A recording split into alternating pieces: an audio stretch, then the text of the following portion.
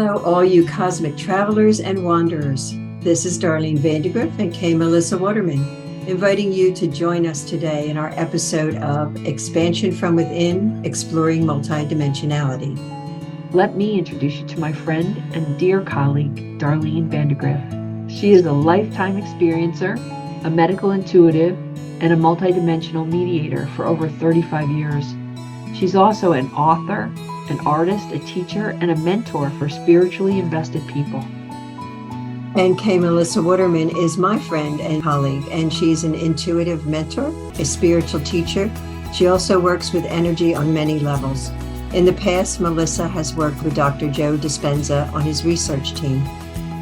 Join us on our journey of meeting multidimensional beings, exploring what it means to be human, and expanding our spiritual evolution.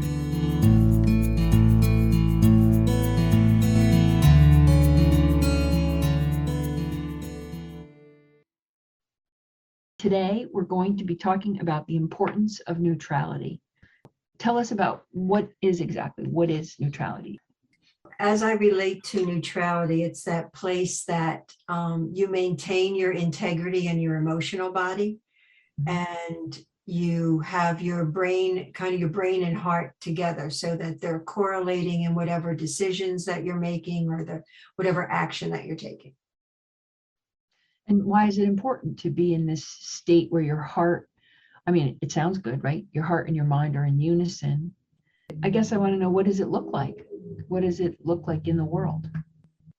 I believe that it's more about how you interface with the world. So if you interface with people in a neutral place, you're able to listen better. Mm-hmm. You're not in your head with a conversation that you want to be saying to them while they're talking. So it's an inner place of not having your own dialogue. And it also helps not just to listen better, but to be in the other person's experience more. So that when you're neutral within yourself, there's more space for you to hear, for you to be available, for you to connect. It's important because you're more grounded, you're in a healthy adult state, so to speak, or your core self state. Core self state, healthy adult state could be that, because a lot of times when somebody's speaking, we're trying to think of what we would say to that, or we interrupt in order to get our point across or whatever. And that's not neutral. You're engaged in some form of adrenaline is running at that point without you being able to integrate acceptance, like accepting of what is happening in this moment without you being engaged in getting your point across or doing some kind of action that is more emotional based than it is neutrality based. Right. So neutrality and allowing and accepting are really interwoven, very much interwoven. Yeah. How can we be better at allowing and accepting? Do you have any ideas? I think allowing and accepting becomes a way of being, right? So it's engaging with yourself more, being more mindful in the moment, being more present in the moment, letting go of whatever's going on in your body and in your head in any given moment to just be more available in that time. And doing that just takes practice. Once you really start down that road, I found it for myself that maintaining neutrality, it becomes part of you, so that in any conversation, in anything that you're doing in your life, you have some form of being in that neutral place. And for me, I always found it interesting of popping out of that place into, like, wow, I really had a reaction here or whatever. Actually, what that does is it lets me know what I need to work on, right? Because then I'm not engaged. I want to be engaged more in another way. Well, where does that come from? So it's inner work. When you pop out of neutrality in any way that feels very dynamic, it feels like you're very forceful. You're not just engaged, you are in some way emotionally attached to what's happening. It gives us something, each one of us, something to look at of, oh, okay, well, what do I need? Where does that come from? Where does that stem from? Is it something that I need to work on? Right. And so letting go, feels like we could really talk about that. Like, we all need to let go more. It's part of accepting and allowing. And we have tools. We already listed in episode 9, which was about empaths, a whole bunch of tools, I think, that could help us get to that grounded, centered space where we are in more neutrality rather than in the swirl of, some of the stuff that comes up in the third dimension. Do you have anything else that you can think of about how we can let go besides the tools that we've stated? First, you have to recognize you're not letting go, because I worked with people that, it's about letting go. You can let go of the past, let go of that perception, let go of that belief system, let go of that. But that doesn't help people that don't even know that they have to let go because they're so invested in what has happened to them or in their story. Mhm. So the letting go is first realizing that I don't want to hold on anymore. It's not serving me. It's not serving humanity. It's not serving that person. It's that rising above that position so that you say, wow, I really want to and need to let go of this for my own good. And that's step 1, is to recognize it. Right. And then I think step 2 is how often does whatever you're hanging on to cross your mind? Right. How often do you have that internal dialogue with what you'd like to say to that person or what you'd like to do to that person or whatever, so that you can say, maybe it's that Ho'opono thing in that moment that's very short. I'm sorry, please forgive me, I love you, and thank you, and move on. If you can't totally disengage, do something in that moment that unplugs you from whatever you're connected or attached to.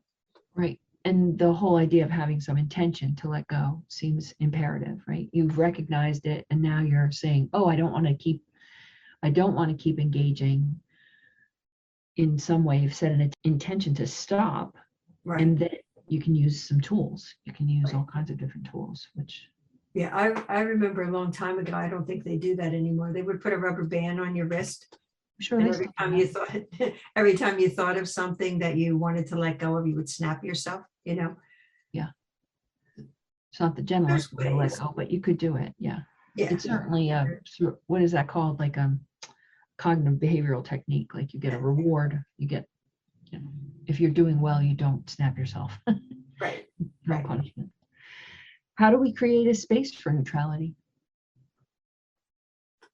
I think it's more about the mindfulness. And like I said, it's an ownership of becoming more neutral. Mhm. It's something that you work on. It's not something that just happens. Right. So it's intentional, it's directed, it's plugged in. When we talk about the field, it's also plugged into the field. If you're a meditator, you probably have more possibility of becoming neutral quicker or maintaining neutrality, because that space, you're used to it.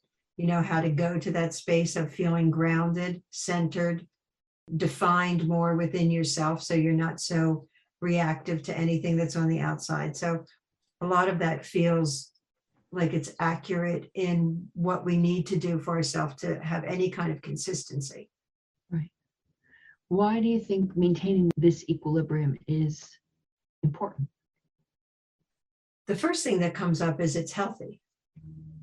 You have people that get so upset about things that they have a heart attack, or that, their body functions in some way change. The cortisol goes up, the adrenaline starts pumping, and people can become addicted to the obsession and the adrenaline pump. Even if they don't want it, it's another aspect of what needs to be addressed depending on how attached you are to any given thing. But so first of all, it's health related. But I think it's also spiritual related. It's also emotional related. That place of neutrality is not about no action. Mhm. It's not about that. It's the place of being discerning of where do you want to put yourself in any given situation. That it's not about staying quiet and being a wallflower when something is going on, but you speak your truth. You come from the place of that combined heart and mind to that the cross point enters the throat chakra, right? So it's that truth place of speaking that truth in your neutrality without the emotional attachment that you want to wring somebody's neck. You don't have to speak loudly. You don't have to yell. You don't have to do that. In fact, you'll get further, at least in my understanding and experience, you'll get further with somebody when you have that ability to stay grounded, stay neutral, stay centered, and speak your truth. You'll be heard much better. So you're really very clearly saying it's not a passive state. Being passive really doesn't have anything to do with being neutral. I think a lot of people confuse the two. They believe that if I'm neutral, I'm not taking a stand. I'm not fighting for something. And taking a stand doesn't have anything to do with neutrality. Is more the centered, core, solid stand, the ground you're standing on. Right. Right. And so then it doesn't have anything to do with passivity to the point of where you're giving a part of yourself up to stay neutral. right, because I think some people believe that being neutral, if they equate it with passivity, then they find it to be weak. Right. They find it to be weak, or they judge it. And then you really have to take a look at, well, if I judge passivity, because it really isn't, but if I judge neutrality, where does that come from? Because some people feel like they need to be aggressive. It could be a childhood issue. It could be, in some way where you had a controlling parent or an aggressive parent, or you saw fights in your house and you're not about to let that happen in your life, right? So, but where does that come from? And how can you change that? It's about going back to that timeline of whenever that was and using the tools that we've already talked about to change and shift that so that it becomes more neutral. It's like we have choice there. I heard you just refer to a cross point, and could you just explain that a little bit more? So in the figure 8, because I use the figure 8 a lot in different ways. So the figure 8 that goes around the heart and around the head crosses at the throat. Okay, so that's your choice point. That's where you make the choice. And if you're using neutrality to access the field, it again is, how do you maintain neutrality? By taking that figure 8 within the field. And that when a cross point, that's your choice. That's your choice. You can pull neutrality from the field. You can connect to a multidimensional part of you that you might know that is more neutral. You can connect to your guide system within the field.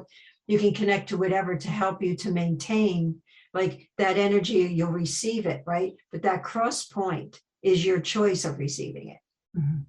And then where do you bring it? Do you bring it into your solar plexus because it's about your will? Do you bring it into your heart space because it's really about loving that other person and accepting and allowing them?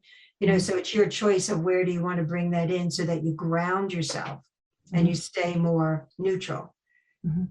And we were talking earlier, what this brings up for me is, the Academy, when Will Smith smacked Chris Rock, right?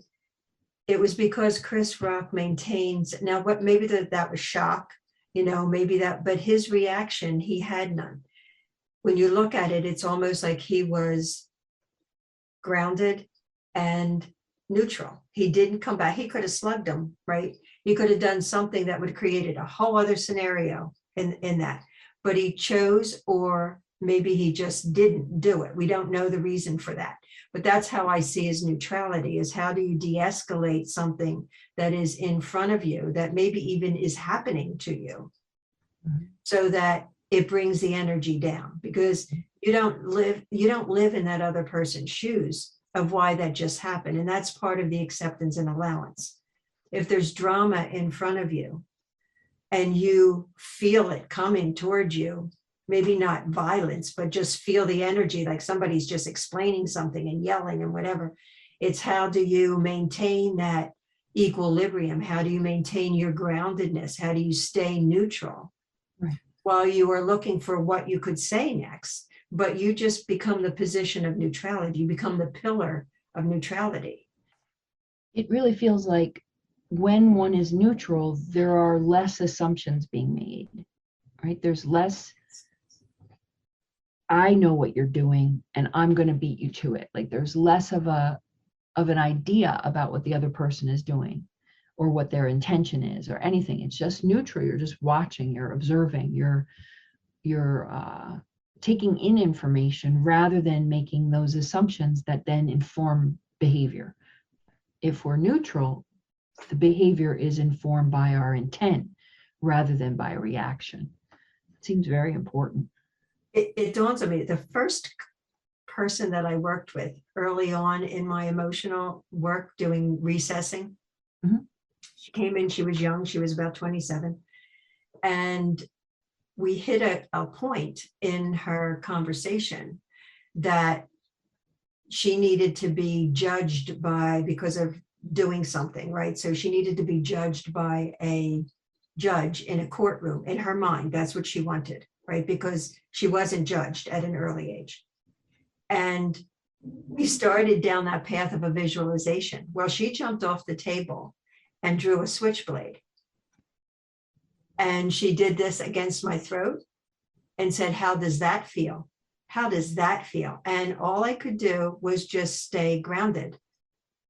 Right. "Don't I scare you?" She said, "Don't I scare you? Isn't this, aren't you afraid of me?" And I was like, "No." I mean, that's all I could come up with is no. And she got back on the table, put the blade away and got back on the table and finished the session. And after that is when that's when I shook. After it was like, whoa, that could have been really something. Yeah, that could And be. I never saw her again. I never knew where she came from. It was interesting. Like, did the universe set her up? Because she was one of my first people that I worked with. Was that just to show me how to maintain? Because I wasn't even working on neutrality at that point, or centeredness or anything. I was just working. Yeah, it's that place that I think we can draw on. Right. When something hits, because you'll get further in the neutrality place than you will in the reaction place. Absolutely. I mean, it's kinder all the way around. It's got Right. more love available. That whole frequency of love is more available Right. in neutrality than assumption, expectation, all the things that pull us out of neutrality. Is neutrality an aspect or quality of being multidimensional? In my experience in working with the council and other multidimensionals, they strive for neutrality. And when I work with them, they always present as neutrality. When they have shown me their other timelines of their own conflict that they've had within themselves or with others, part of being a mediator was for them to show me how to mediate into a neutral position. So they would show me, it's like being a mediator. Okay, here's your position and here's your position. Now let's talk to each other about that, right? What did you hear that person saying? What did you, what are you doing here? Why is this important? And that allowance and acceptance of both situations created the neutrality. I know that in their long life of being multidimensional, they didn't have neutrality. But as they've emerged and being in the council that I'm familiar with, they are all neutral. Doesn't mean that they don't have ideas or opinions. Right, right. And I think that us being neutral also provides better access when we go into the meditative state. If we're all riled up, we don't access other dimensions very well. And I don't think, if we were wanting to have any kind of in-person events, if we're not neutral and we're completely, in a state, it's not an open invitation. The neutrality seems like it would be much more of an open invitation to come and join us. Right, because they can't, access doesn't happen if our energy body is vibrating at we would say a lower frequency, but it's actually just vibrating at a level that you're not going to be able to hear anything. Right. Well, that's all the questions that I have for today. Well, is there anything else you can think of that you want to say about neutrality? Neutrality is a vibration. Don't look at it as a non-existent place. It's a vibration. It's not a lower vibration either. It's like right in the middle to a higher vibration, because what it takes for anyone to maintain neutrality in difficult situations, you have to raise your vibration in order to maintain it. Okay. But if you hold steady, if you can view it as neutrality means holding steady. It's waiting, it's being patient, it's holding steady, it's listening, It's creating that heart and mind connection. It's doing all of that because your turn will come when that person or that situation starts to decline, starts to de-escalate. Then you have more position to state what it is for you. But I would encourage, as we're talking about it, if this is a conflictual place and you're listening to somebody that is ranting and raving about whatever it is that they think about you or any other subject, and that comes down, their energy comes down, you've stayed grounded, you stayed neutral, you may have thoughts that you want to say. It's always important when that level comes down is to ask, would you like to hear what my thoughts are on it? Because interrupting that flow can bring them back up with maybe a childhood issue of never being heard. So you just chime right in, well, what I think is this. It's always important to allow the space to be there and then be accepting of where that person is, and then engaging at the level of, I have something to say about that. Would you like to hear it? And they may say no. And then you say, well, when would that be okay? Because it's important to me. So that you're not getting your chance. You have to make some kind of truth speaking of, this is important to me, or this is what I would like. Can we come back in 15 minutes or maybe tomorrow? Or how about if I write it to you or whatever? Right. And keep communication open. Yes. Very often the person who's having the strong opinion needs to de-escalate before they can really hear anything anyway. Right. So asking them gives them an opportunity to figure out whether they're really ready to hear or whether it's just not the right time. Not Right. that they're necessarily conscious, but if they say no, their chances are they're too escalated to have a reasonable, centered, calm conversation that brings them to a place of neutrality. The whole idea of letting go seems like it plays in here, right here. They're in the position of needing to let go of their own opinion so they can breathe enough to maybe hear another person's side. So that the whole idea of letting go, I used to say to my clients, letting go is something you intend. Mm-hmm. You intend it and you intend it and you intend it. And then one day you go, oh, I let that go. And you don't really know the moment when you let it go. You don't, that's the mystery. There's no like little sentence you can say and then boom, it's let go. Right. You have to let the intention have its time, do its work. But letting go is sometimes hard. And find out where the attachment is if you can't let it go. That's right. Where is the obsession? Where is the attachment? Where is that? Because that becomes really important in a big piece of the letting go. Right. It's not just present day and saying, oh, I want to let go. That intention is good, but you may need to track it back to what was the indication, what was the event that happened that you really need to address, and whatever tools that we used in 9, Right. Well, and isn't that cool? Because then we're actually clearing the timelines, right? If we're wanting to stay neutral and we're noticing when we're not, and we're wanting to let it go and intending for it, and then that leads us back to a place where there's a little clog in the timeline, and we do whatever work we need to do with all the tools that you just, episode number 9, then then we're hitting, becoming neutral ends up having a real wide, broad brush over Yes.